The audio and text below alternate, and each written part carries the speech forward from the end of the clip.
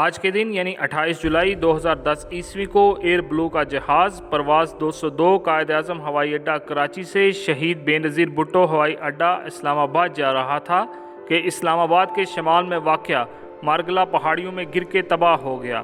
جہاز پر سوار 146 مسافر اور عملہ کے 6 افراد لقمہ اجل بن گئے۔ یہ حادثہ پاکستان کی تاریخ کا بدترین فضائی حادثہ ہے۔ آج کے دن 1863 عیسوی میں حسین خان نخچیونسکی کی پیدائش ہوئی۔ حسین خان ایک آذربائیجانی قومیت کا روسی کیولری جنرل تھا۔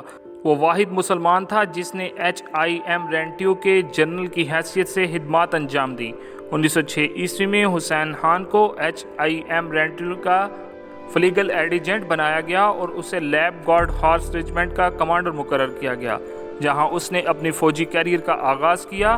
1907 عیسوی میں انہوں نے میجر جنرل کا عہدہ حاصل کر لیا۔ 1912 عیسوی میں وہ اول دستہ ولی کیولری بریگیڈیئر کا کمانڈر مقرر ہوا۔ 1914 عیسوی میں انہیں لیفٹیننٹ جنرل کا درجہ دیا گیا اور دوسری کیولری ڈویژن کا کمانڈر بنا، اور اسی پوزیشن میں وہ پہلی جنگ عظیم میں داخل ہوا۔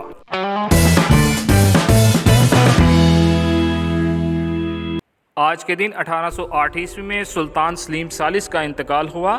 سلطنت عثمانیہ کے زوال کو روکنے اور اس کو ترقی کی راہ پر ڈالنے کے لیے جن عثمانی سلاطین نے قابل قدر کوششیں کی، ان میں سلطان سلیم ثالث کا نام سر فہرست ہے۔ اس نے تعلیم عام کرنے اور جدید علوم کی اشاعت کی کوشش کی۔ اس کے دور میں فن جنگ سے متعلق کتابوں کا فرانسیسی زبان سے ترکی زبان میں ترجمہ کیا گیا۔ بحری اور بری فوجوں کو نئے سرے سے منظم کیا گیا اور نئی تنظیم کو نظام جدید کا نام دیا گیا۔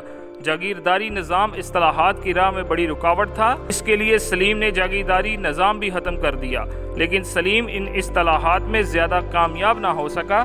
سب سے بڑی مشکل یہ تھی کہ یانیچری، جو کسی زمانے میں ترکی کی سب سے منظم اور طاقتور فوج تھی، نظام جدید کے خلاف تھی اور وہ اپنی اجارہ داری قائم رکھنا چاہتی تھی۔ یانیچری کے سپاہیوں نے جدید یورپی اسلحے اور جنگی طریقوں کو اختیار کرنے سے انکار کر دیا۔ شیخ الاسلام اسد افندی اصلاحات کے حامی تھے، لیکن 1807 عیسوی میں ان کا انتقال ہو گیا۔ نئے شیخ الاسلام عطا اللہ افندی یانیچری کے زیر اثر تھے۔ جاہل صوفیوں اور تنگ نظر علماء نے جو دین کے علم اور اس کی روح سے قطعاً ناواقف تھے، مذہب کے نام پر اصلاحات کی مخالفت کی۔ عطا اللہ افندی نے فتویٰ دیا کہ ایسا بادشاہ جو قرآن کے خلاف عمل کرتا ہو بادشاہی کے لائق نہیں۔ آخر 1808 عیسوی میں سلیم کو معزول کر کے قتل کر دیا گیا۔